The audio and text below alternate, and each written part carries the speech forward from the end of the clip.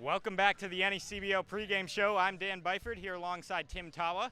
Tim was a tough out last game, going 2 for 3 along with a couple of walks and your first home run of the season. What was your plate approach like in last game? Just trying to get my pitch, They were throwing guys that weren't having the best control right away. So, if you waited for a pitch, I think you were going to get one. So I was just being patient, trying to find a pitch that I could, work with, and I seemed to be able to do that pretty well. So getting a pitch in a count that benefits you is something that's huge when you're trying to hit for power, as we got a little bit of water being pitched at us here. But so what were you looking for? And there's a bat if you want to demonstrate how you hit that home run. What were you looking for in that count where you ended up hitting your first dinger of the season?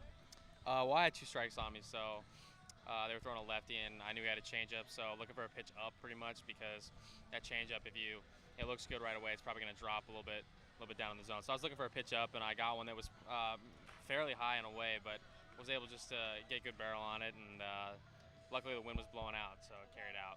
So you actually almost had a home run right before then, ended up getting robbed a couple games before.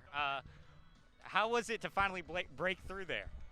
It felt good, never trying to hit home runs, trying to hit hard line drives or hit the ball hard, just in general. So felt good to hit a home run, but again, just getting a rhythm and feeling good with my swing is more important. All right, and so managed to break through with that home run and the couple of walks as well. Like I mentioned, you were really tough out. What's your plate approach just like in general been so far this year? Just look for a pitch to hit. I feel like even when I'm down in the count, I can make contact and battle. So really, I just have to trust my hands and trust my approach, which is just middle away and hit the ball hard. Stick with that approach, and it works out pretty well. So do you ever change your swing depending on the count? I obviously have support from your teammates. Do you change your swing, your approach, anything when you're up 3-1 instead of tied at a 2-2 count? I wouldn't say you change the swing. I would just say you change maybe what pitch you're looking for. If you're up 2, if you're 2-0 in the count, you're probably going to get a fastball, or if you're down, then you're looking just to make contact. So I wouldn't say the swing changes. It's more just like the mindset and the approach at the plate. Because if you change your swing like that, you're not going to hit the ball as well. So personally, my approach mentally might change, but not the actual swing. All right, so big game here, trying to get back up over 500. What's your guys' plan and your plan personally at the plate to try to get a W here and get over 500?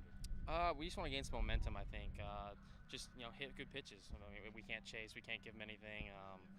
Just stick with what we've been doing, and really just focus on hitting the ball hard the other way, hard up the middle, and letting the game come to us, not overreacting or being too tense. Just relaxing and playing baseball like we know how to do. All right, thank you, Tim. The NECBL pregame show continues next.